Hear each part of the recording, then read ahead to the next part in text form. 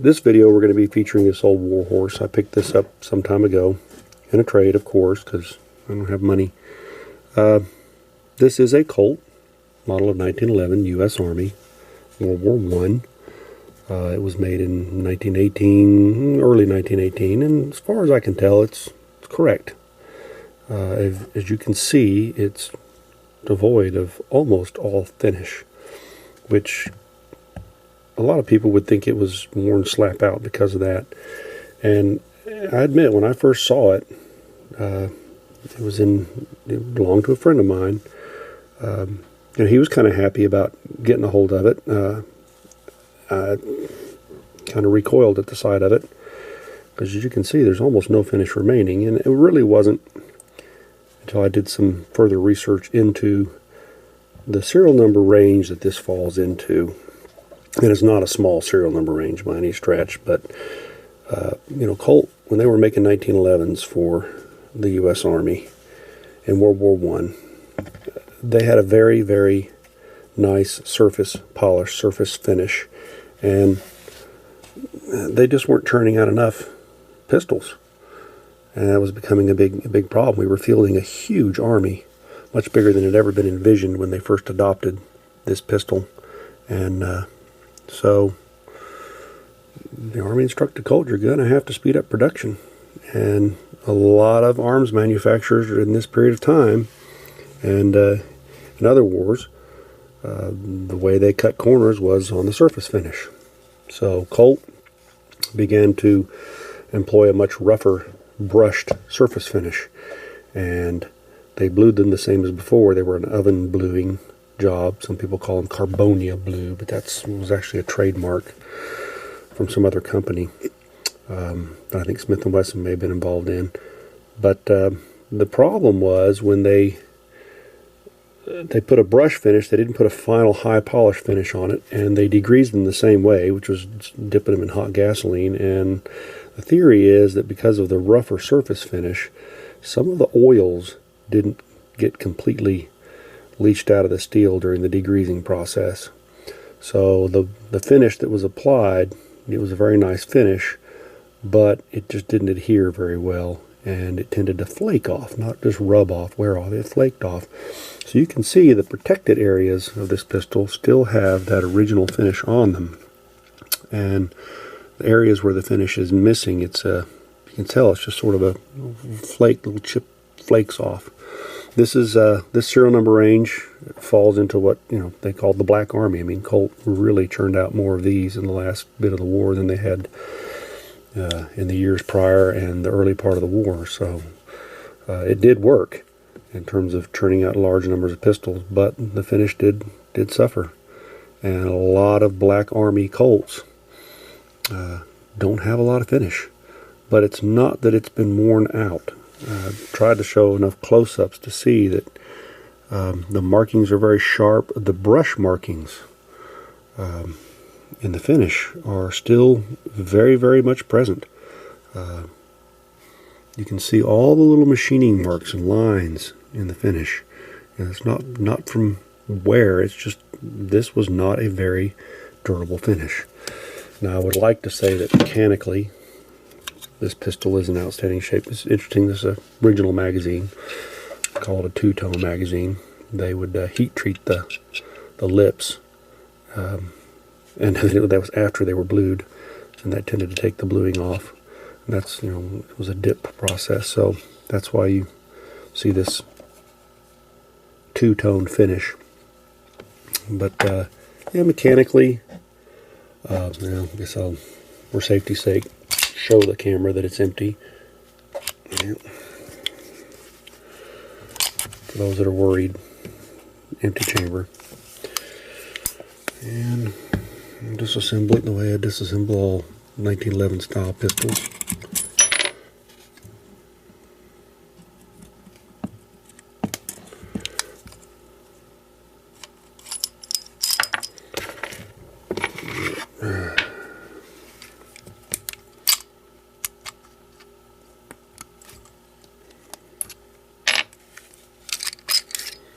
I don't think this pistol has suffered from abuse so much as some neglect.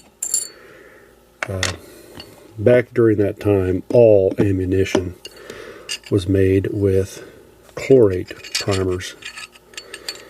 And chlorate primers are kind of some salts, and they don't do the best job of keeping your bore rust free.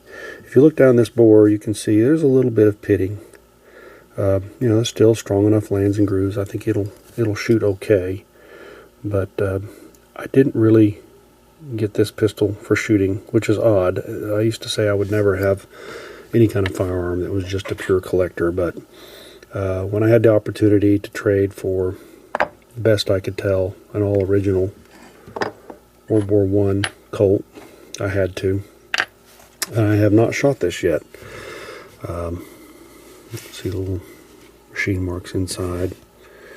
It's really quite neat. See if I can pivot the camera up, get the light shining down in there. A real collector could tell you all about every little stamped marking that you can see. H there in the rear. You know, I can get a reference book out and point to all these, but I don't know enough about them to keep them at the tip of my tongue. But here's a frame.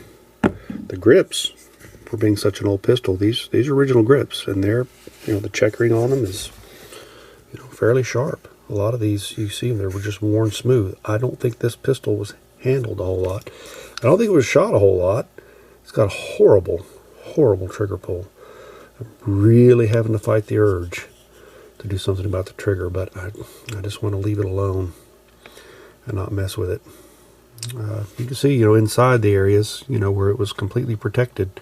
You know, that's that dark in there. That's not shadow. That's, you know, original finish that didn't flake off. I'm not going to take the grips off right now, but, you know, under the grips, all this finish remains. It's just the areas where it was subject to any handling whatsoever that it got discolored. But I didn't really get this pistol to shoot, and one of the reasons I didn't is, you know, when the Colt 1911 was first adopted, a big claim to fame was that it had fired 6,000 rounds without a malfunction. And that was pretty amazing, because that was about the limit of its endurance as far as the Army was concerned, and they thought that was fantastic. People just did not shoot their guns anywhere near as much as we do today. We expect 20 to 30,000 rounds out of a lot of your pistols, like a Glock, you know, some of the polymer pistols and such. And, you know, 15 to 20 for a well-made pistol of another type. They didn't expect that kind of longevity with these. 6,000 rounds was a lot, and that was a pretty big claim to fame. Well, man, I'm going to show something. They didn't have the ability when these came out, and probably didn't have the concern that it would even be a problem. They didn't have the ability, really, to through harden a piece of steel and machine it in the hardened state. They didn't have, you know, they didn't have carbide cutters and stuff then. I don't know when that was invented, but it certainly wasn't something that was widespread in machining practice, prohibitively expensive. So, you know, all steel was machined soft. You machined it with high-speed steel cutters. And there was no way, once you machined something like this, at least at that time, they hadn't figured out how to heat treat a slide without setting up just a lot of warping. So they didn't. The slides were what they call, you know, they were soft. They were whatever grade of steel that it was as it came to the factory, and I don't know if they did any annealing on it before they machined it, but They machined it, and really the only heat treating it got was in the bluing process, the oven bluing process, and that didn't impart much heat treatment to it. So they can tend to deform with impact. I noticed you can already see, just in the very limited amount that somebody's probably shot this thing, just the areas of the slide stop, you can already see some peening developing, and it just doesn't take a whole lot to peen these slides up. I don't think cracking would be an issue. I think they're too soft. They could peen up on you if you use them much, and the locking lugs, cuts down in the slide, can get all peened over and rounded over. You can wear a World War I 1911 out.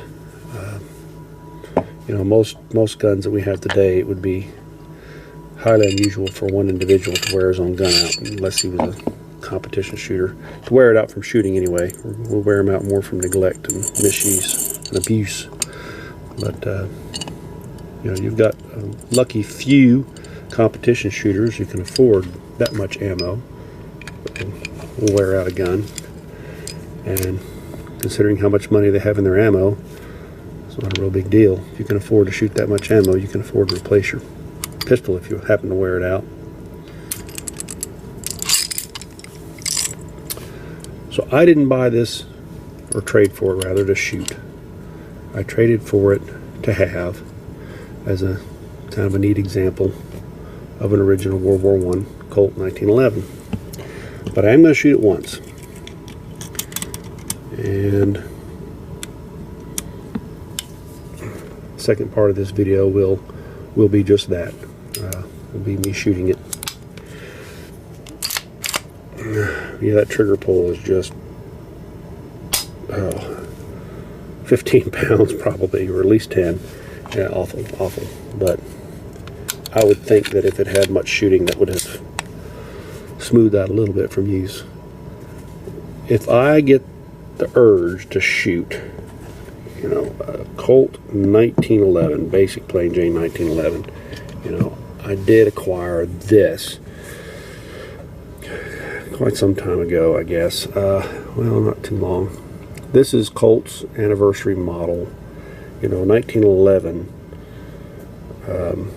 the year that the pistol was adopted, and in 2011, that was the big 100-year anniversary. So a lot of 1911 makers were making anniversary models.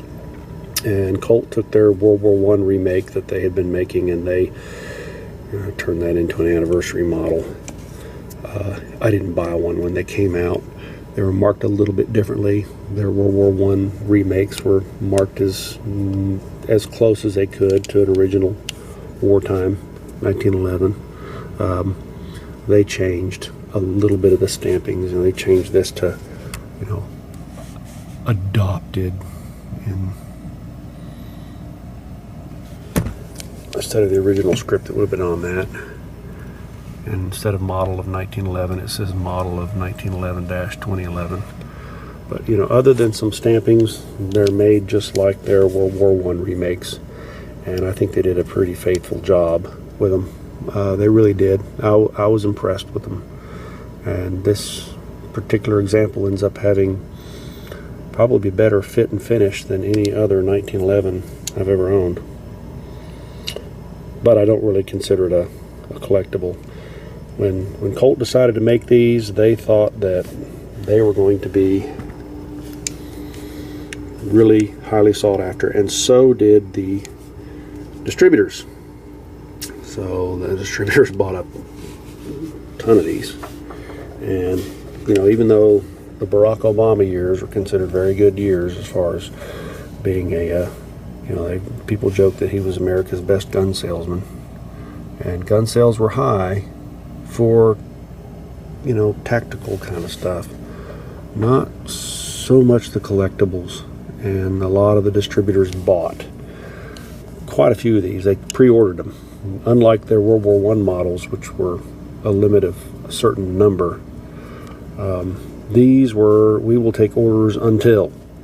And I think they would take orders until November 11th, 2011. That's, November 11th is Armistice Day. That's when World War I ended.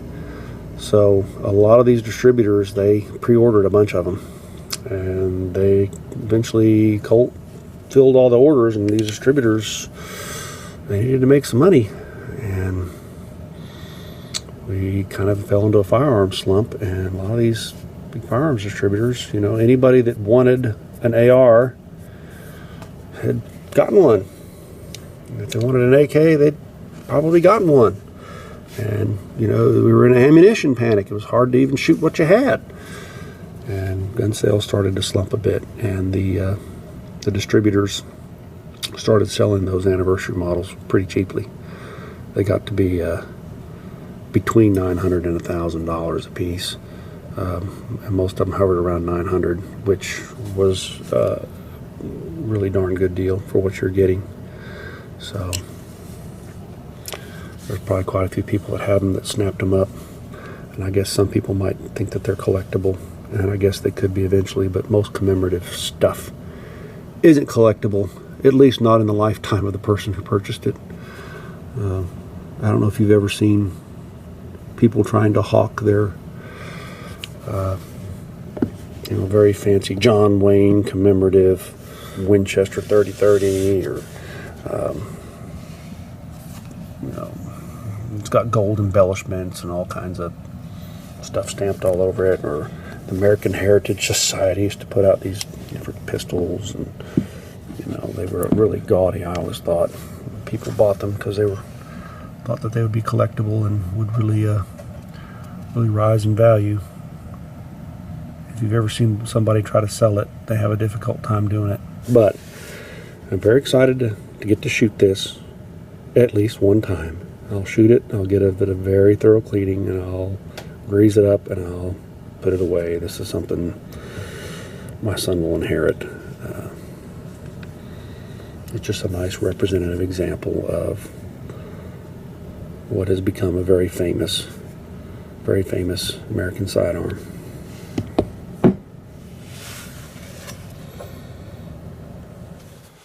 One of the things I neglected to mention during my last Thompson submachine gun video was that the land that I'm shooting on is owned by some friends from church, and I am shooting on it at their pleasure. They've been very gracious and generous to let me come up here anytime I want. They gave me a key to the gate, so hopefully I'll be able to make a lot more videos out here by myself and not have to wait for my local range to be empty in order to have a good quiet range day. So here is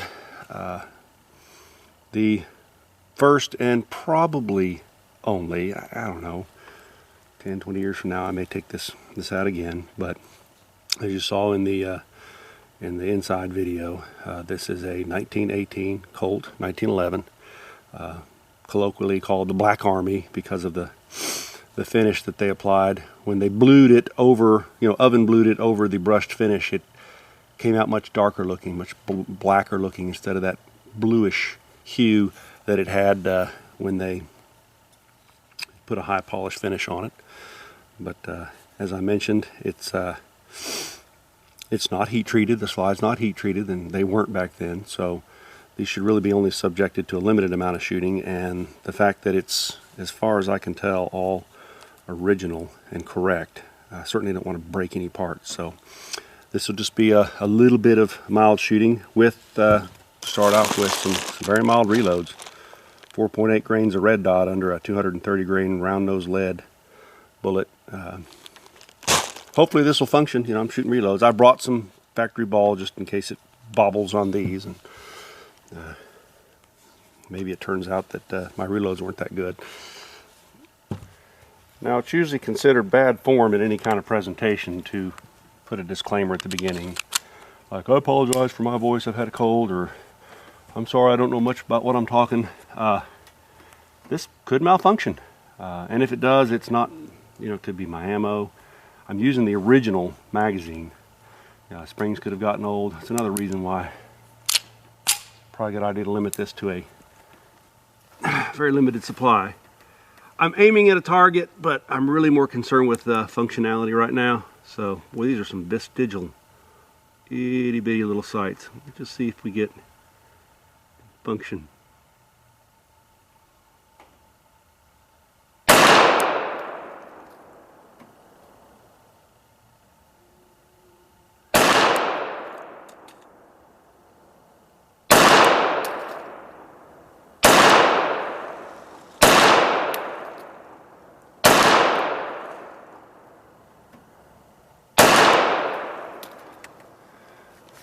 Well, the first magazine went off without a hitch.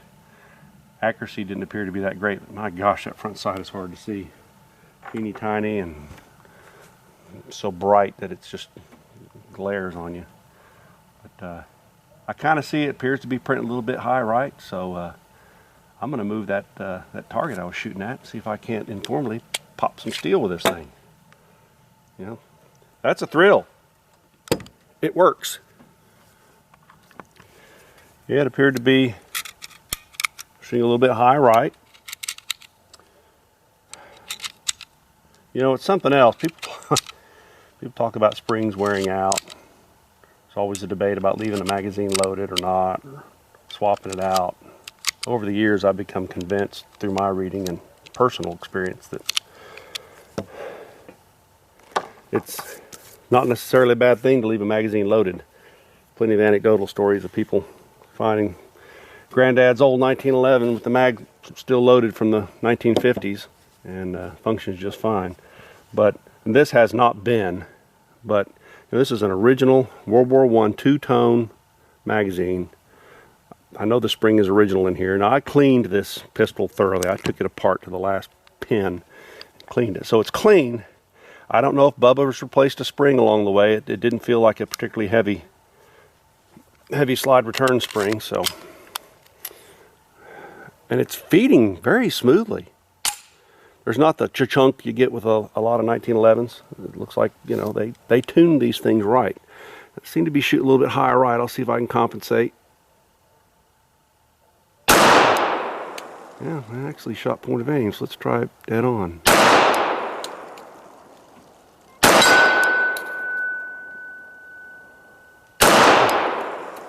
Boy, that is some tiny sights. You know?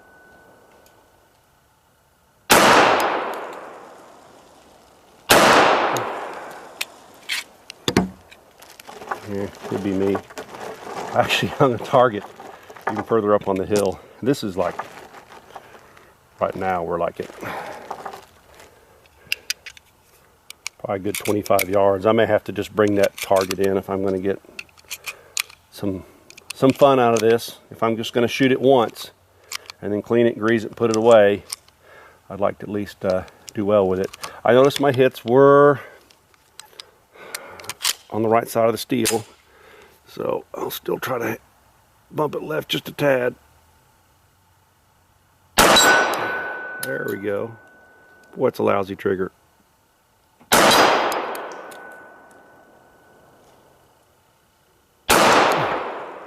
Pull that one.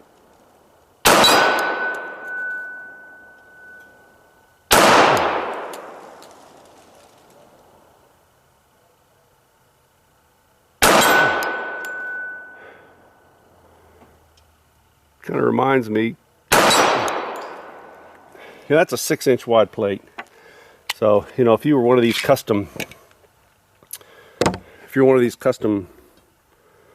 1911 guys with a tuned 1911, you know, 6 inches offhand at 25 yards is, if that's the best you can do and not even 100%, that doesn't speak well for the accuracy of the particular pistol you're shooting. But kind of reminds me of when I first got in the National Guard and I was in a tank company. We were all of us tankers were issued 1911s. You know, GI issue from World War II, worn, slap out. Boy, they rattled. And it was 25-yard target, and you had an 8-inch plate that you were shooting at, an 8-inch circle basically. And boy, I had to just, in order to qualify expert with that, I had to have the sights dead center and really control that trigger squeeze, and still ended up with a shotgun pattern on that plate. This kind of reminds me of that. I'm going to move the steel in a little bit so I can have a little bit more fun with this before I put it away for good. All right. But boy, I don't have a lot of time up here today. Working night shift tomorrow, and so I ended up sleeping late today to get ready for it. About 5 in the afternoon, mid-February, so I only have about an hour's light left. So see if I can get a little bit of shooting in.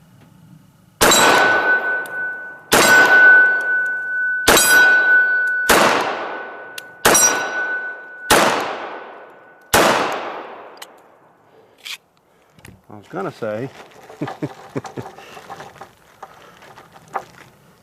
but it's shooting rather well, and when it's missing, I'm really sure that's me. I'm not taking my time, but I think even when I do, you don't have quite a tight pattern. That's, you know, minute of man at typical pistol ranges was all they really needed.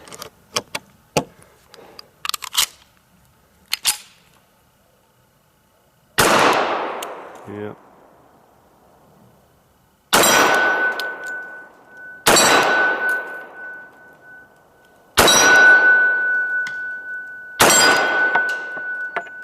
What's front sight?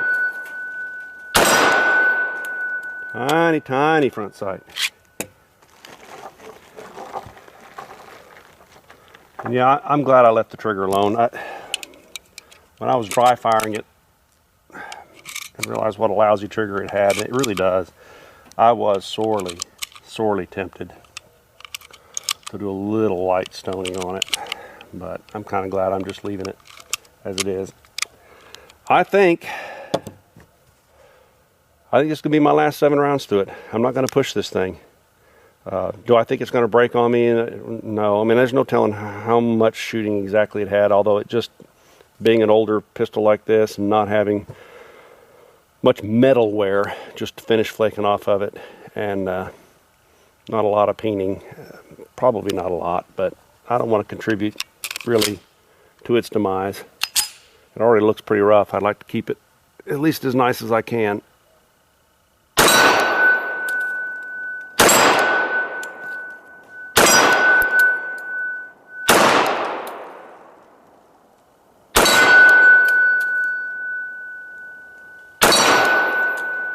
One plate way up on the hill. Probably acme of foolishness to even try to hit it, but the last round, let's see, I'll go out with a bang or not. Tiny sights, tiny sights, heavy trigger. Nope. Well, regardless, that is a thrill. This pistol's nearly 99 years old. I'll take it home and clean it thoroughly, grease it up, and if I want to do any more shooting with a World War I pattern, 1911, I'll just use that Colt anniversary model. It's got a hardened slide and it's built to last. Well, the very last vestiges of natural daylight. That usually films better than any kind of artificial. I'd have one last showing of this old baby before I clean her up, grease her up, and hang on to her. So really, the reliability is fantastic in this thing, especially for something that old, even if it's not, you know, pinpoint accuracy. I get a few little close-ups of the finish here. You can really see in this natural light that what that original finish had looked like at one time before it flaked off. And you know, so it's just in the protected areas that it remains. But this is a really neat pistol.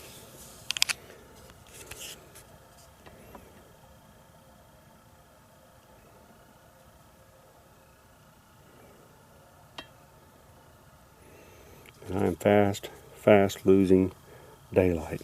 So I'm gonna have to pack it in, do some video editing.